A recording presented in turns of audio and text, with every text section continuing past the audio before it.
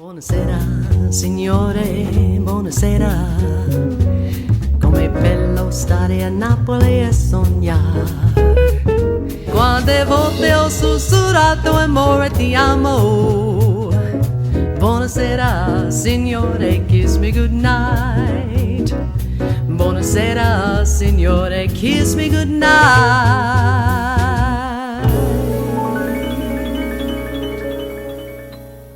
Buonasera, Charles Marsala. Buona Sera, Lena. Buona Sera. What a beautiful day. Spring is here. Yes, and it's great to see you today.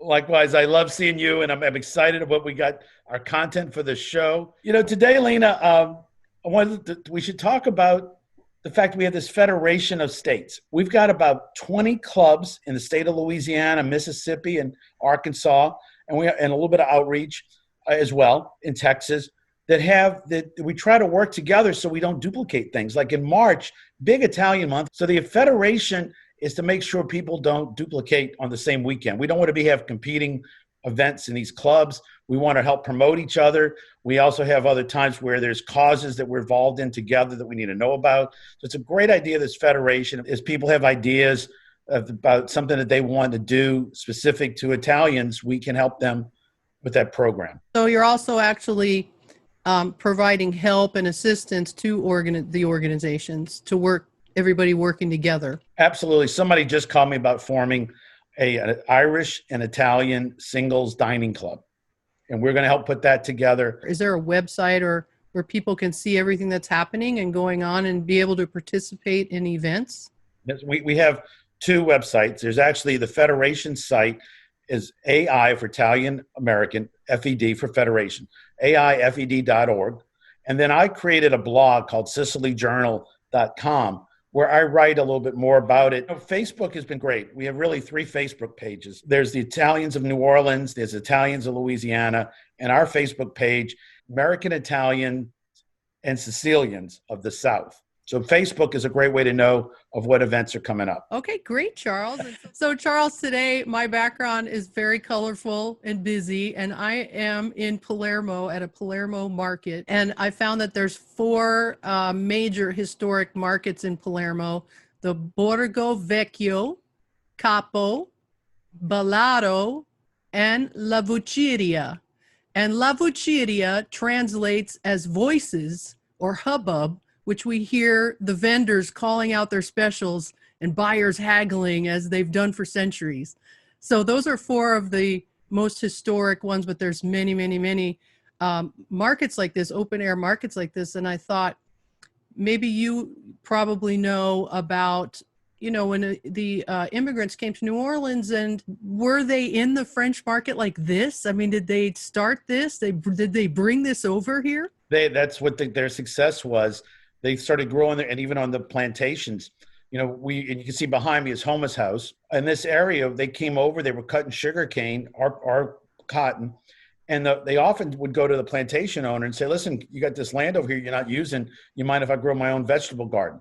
So they cut down their overhead by growing their own vegetables. But in New Orleans, right there in the French market, and it still is now a bazaar where you have shops and stuff that's open air. There is a image there with Italian looking people showing that when it was really the French market for a farmer's market. And that's what we did. You know, we and you can see it. And we also, though, became creative where we went down to Honduras and brought in bananas and other things. So we were bringing in fruits that we weren't growing here. And yes, I don't know if it looked as colorful as where in Palermo, or Florence, but that's what our mark was. So Charles, I haven't checked this out today.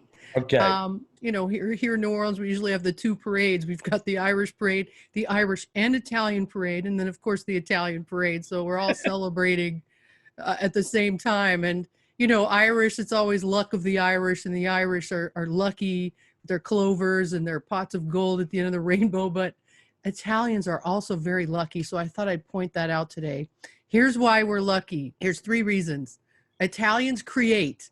Since the Roman times, artisans have been creating magnificent jewelry, textiles, and setting fashion trends around the world, making Italy the fashion and style capital of the world. And lucky people know how to create unique businesses that stand the test of time. So we're creative. Number 2, Italians don't copy, they innovate. The Italians never copy. They have always paved their own way, from inventing opera to scientific discoveries. The Italians never looked around to see what other people were doing. Instead, they just created and invented their own way of living and doing things. And luck favors the bold, and Italians love being bold. We do. There's no doubt. Nothing like a red Ferrari to be bold. Yes. And number 3, forget about it. Forget about it. The Italians are great at relaxing. They know if they work quietly and patiently, their luck will always change. After all, Rome wasn't built in a day. We have our superstitions. Yes. But I found a few that I thought were kind of interesting. And the first one is the number 13. And I've always had 13 as a lucky number, but I didn't realize that the number 13 is very lucky in Italy, especially in gambling. Gambling? Yeah, isn't that interesting? And although it's a lucky number, you're not going to find a table seating 13 people at any restaurant in Italy, as it's considered a bad omen. So it's lucky, but not at a table. You never eat with 13 people. You got to get another person there or kick someone out. I have a surprise for you. Okay. I'm in my parents' house in Monroe, Louisiana. All right. Yeah. So, Lena, this is my dad's high school football jersey. You can see it looks nothing more than like a sweatshirt, but his number was 13. And he did a great job on the line as a 110-pound man or high school student 50 years ago, maybe 60 now, protecting the quarterback. So maybe 13 is a lucky number. Yes, indeed, Charles. I never knew about that. So thank you for finding about number 13. Yeah, I didn't know either. And, I have these little charms. I got my Dolce & Gabbana, and there's a 13. And I always thought, oh, that's my lucky number. I wonder why that's on there. Wow. So now I'm wearing it because I didn't realize it was a thing. So here's another thing. Bread in Italy is sacred and considered a symbol of life. So it must always be placed facing up and never upside down. And also, if you want to attract bad luck, just stick a knife into the bread. So never put the knife in the bread, and it has to always be facing up. Did you know this? I did not. But now I know that I do eat a lot of bread. I'll pay a lot more attention to how I do that day because that affects the rest of the day, I guess. I know that bread, St. Joseph bread, you save to throw out during the storm so it'll go away. So there are some things about bread that I did know about. Oh, cool. So now we know about the evil eye and the malocchio and the cornicello, but the malocchio is bad energy that's brought upon you by jealousy or envy from another person. So to tell if you have the malocchio, the maloics, drop olive oil into a bowl of water, and if it forms one large drop, you have the malocchio. And you better wear your Italian good luck charms. I didn't know that. I think that our ancestors have a lot of things we need to be paying attention to. So there you go. There's some superstitions and how to be lucky if you're Italian, which I guess we are just lucky. We are. We're totally lucky. That's great, Lena. All right, Charles, it's time for Charles Celebrates Culture. Yes.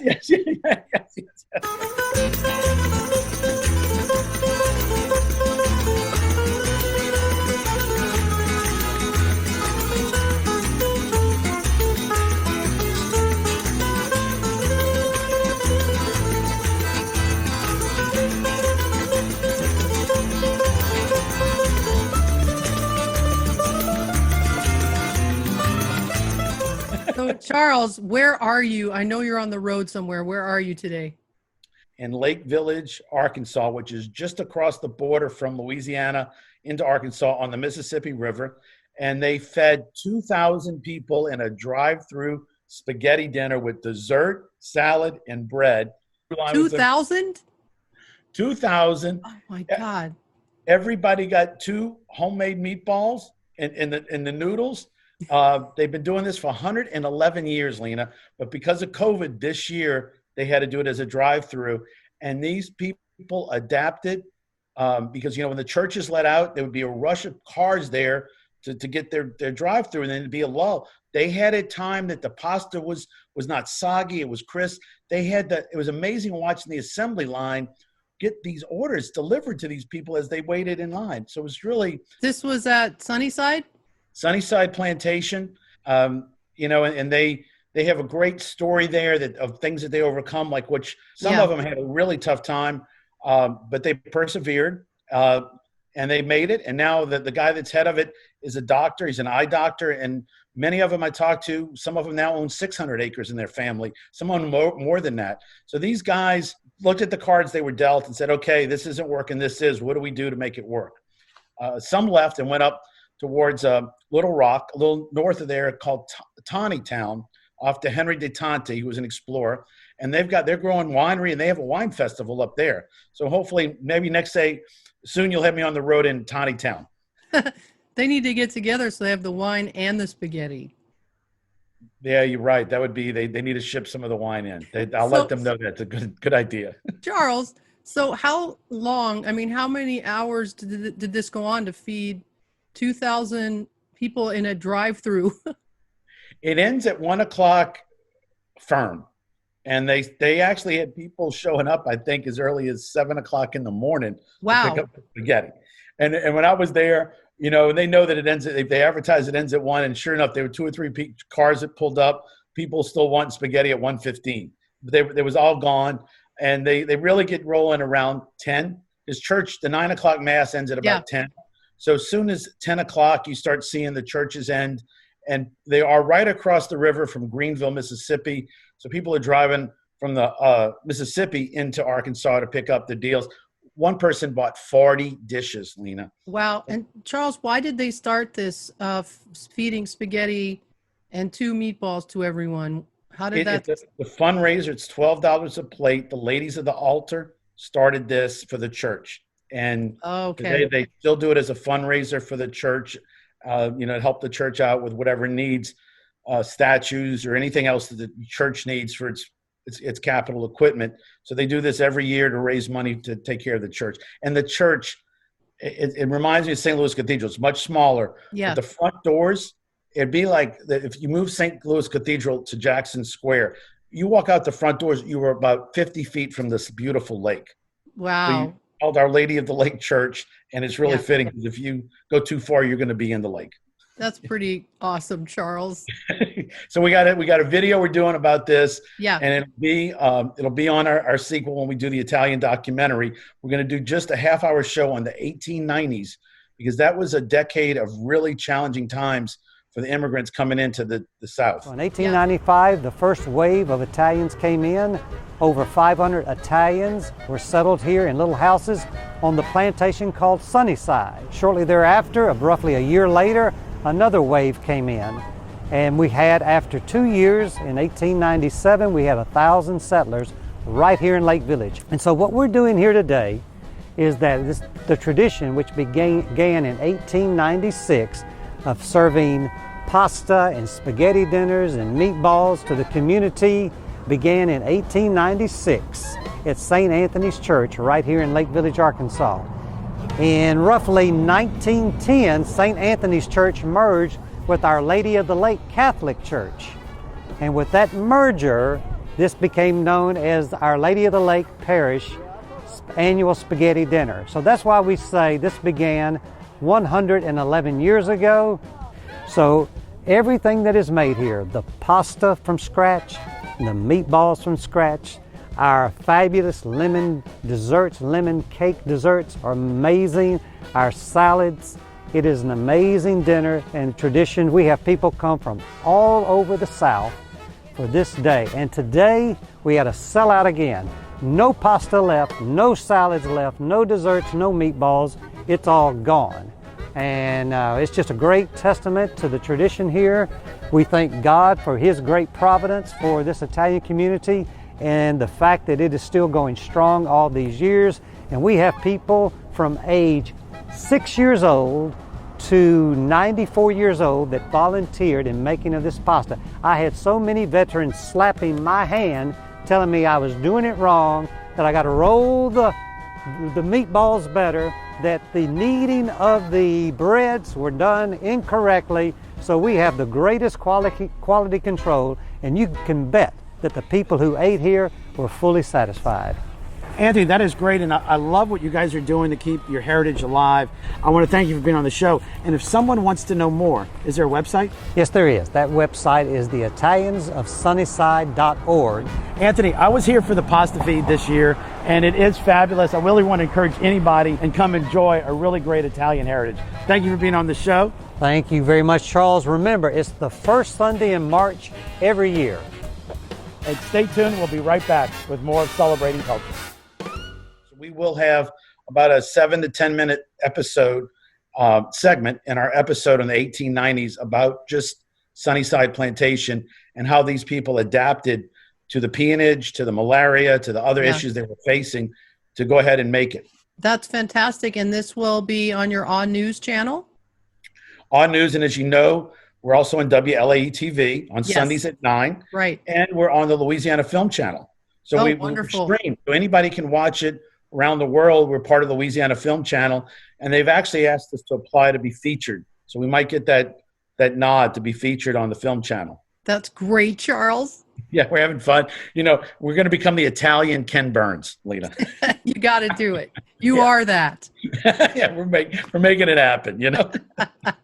On News spent 5 years touring Louisiana. We've interviewed countless numbers of people. The people that make it happen, that put on Mardi Gras, the chefs, the artists, the backbone of Louisiana. We've taken those interviews and made a show called Celebrating Culture. But we've also taken those interviews and put them in a tour app, New Orleans Insider Tours. To download the apps, all you have to do is point your phone at the flow code in the camera mode. Once you have the app downloaded, you'll have access to putting together the best game plan to experience in Louisiana. You can start with Little Palermo, which is 50 points of interest on the Italian community, and then go to Statue Stories and Spirits, over 150 stops in the French Quarter and CBD. Where to dine in New Orleans, what rooftop bars give you the best view, how to see the Gulf of Mexico from the coastal towns, driving up to the Bonnie and Clyde Museum near Shreveport, or up to Vicksburg.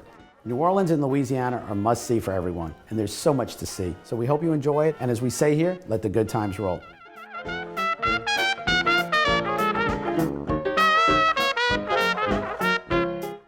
I love it, Charles, and I love your culture segments. Yay! Thank you. I'm having fun. You know, I'm on the road, and it's a great, you know, I actually ate at a little Italian restaurant Sunday night in Leland, Mississippi, which I'll say is the home of where the Muppets got started. So this restaurant opened in 1948, and it's called Lippo's. So if you're in Leland and you're driving through and you want to see the Muppet Museum, stop at Lippo's for Italian food. Hey, that's cool, Charles. All right, Charles, we are going to head into our La Musica segment. We're going to watch video today of the Assunto family, and they are one of New Orleans' great jazz combos. They started as the Dukes of Dixieland, the original Dukes of Dixieland. I didn't know that, in the late 1940s, correct? Correct, and it was the two sons, and the dad was even part of the band. They were the first band to record in stereo because they were with RCA at the time. Louis Armstrong played with them, which was great to show how accomplished they were, that he thought enough to play with them. Absolutely. So they got this tribute group going, and now the granddaughter sings for the band. Yeah, and the original band had the brothers, Frank Assunto, who played trumpet, Fred Assunto, who played the trombone, and their father, Papa Jack Assunto, who played both trombone and banjo. And they've all played together. So it's 5 generations of this family making music in New Orleans. And now the Frank's son, Dino Assunto, he manages this current group, which is called the Assunto Dukes. Yes, absolutely. It's great. It's just great to see the heritage continue. And she's really passionate. And Dino's, he's really passionate about his family as well. It's a great story. It is a great story. And the generations of the family being passed down in music and continuing is wonderful. I'm glad that, you know, it's also neat that you're featuring them because you're bringing out some great New Orleans talent that's Italian, and it's just neat to see that. So we didn't know about these guys until about 2 months ago, And now we're realizing that they've been on local TV. They're getting going. They've only been together for a few years as this tribute band, but they are quickly growing with their audience and their followers. That's fantastic. And we're going to watch a little bit of their performance right now.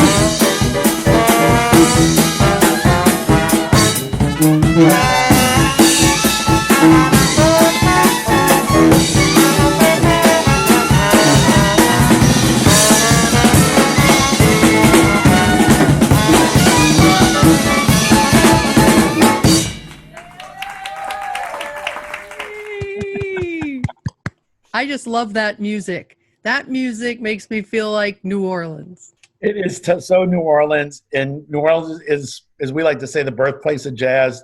There might be some other people that do it, but New Orleans is where you know for jazz. You know, that's us. Yeah, absolutely. So you can follow them. They are the Assunto Dukes, a Dixieland tribute. And here is their website. And you can also follow them on YouTube and Facebook. Great. And you can hear them live March 20th at the Great River Road Museum, which is right next to Homer's House and Gardens. Charles, your background, that's where it is, right? That is the Homer's House. And listen, Kevin Kelly bought this place about 15 years ago. He is telling the story of Louisiana history from the Indians to in the 1600s to roughly 1900, the steamboat era, which was the idea of this museum. So when you go there, there are a lot of great exhibits. The Conti Wax Museum is now there. I mean, there's so much stuff to see and do here. The gardens are fabulous. The food is amazing. The restaurant is next to this. And they actually filmed the movie The Green Book there. I mean, it's just yeah, it's great. Great, Charles. Yes, Lena. Thank you. Yes, so we had a great time today. We're so glad to know that you are watching our show and enjoying it. And if you'd like to get episodes delivered to you weekly to your inbox, just please sign up at lenaprima.com and click the Buona Sera Louisiana tab. And you can watch us on YouTube and on Facebook. Thank you, Charles. You're the best. Lena, no, I'm just think good things happen. I mean, like just meeting you, it's just wonderful being Italian and having the luck, like you said. Yes, you know, the luck of the Italians. Wearing a number 13. Yeah, I got my number 13. All right, Charles. Ciao, ciao, Ciao, Lena. Quante volte ho sussurrato amore ti amo. Buonasera, signore, kiss me goodnight.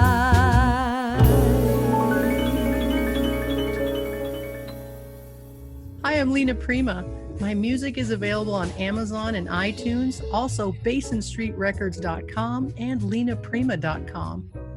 Please like my Facebook page, Lena Prima Official, and follow me on Instagram at Lena Prima. I would love it if you would subscribe to my YouTube channel, Lena Prima. Thank you so much. Ciao. Ciao. Welcome to the Italian Piazza in New Orleans, Louisiana. And right next door is the American Italian Cultural Center, which hosts numerous events throughout the year and is a great place to read about the Italian history. When you subscribe to our news, you'll get updated on all the videos we're making as far as the celebrities that come into New Orleans to talk about Italian culture, the parties, the events, what's going on. It's just a great way to learn about Italian history, the values, and what makes Italian being fun.